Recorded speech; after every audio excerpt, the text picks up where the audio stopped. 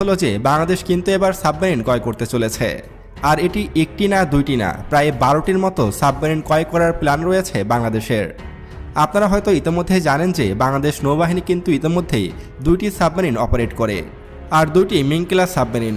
আর এই Ming class সাবমেরিনগুলো বেশ পুরনো, তাই এগুলোকে আপগ্রেড করার জন্য বাংলাদেশ এবার চীনের কাছ থেকে পর্যায়ক্রমে 12টি সাবমেরিন অর্ডার করতে চলেছে।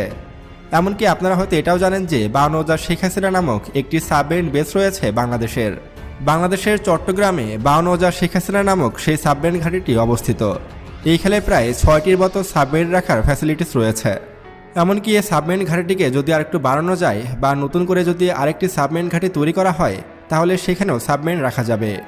বাংলাদেশের হাতে যদি 12টির মতো সাবমেরিন চলে আসে, তাহলে বাংলাদেশ নৌবাহিনী কিন্তু দাপটের সাথে বঙ্গোপসাগরে রাজত্ব করবে।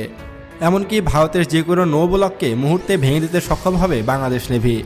এখন দেখার বিষয় যে বাংলাদেশ কবে নাগাদ এই সাবমেরিনগুলো ডেলিভারি পায়। বন্ধুরা, এবার আপনাদেরকে আরও একটি সুখবর দিতে চাই, আর সেটি হলো যে বাংলাদেশ কিন্তু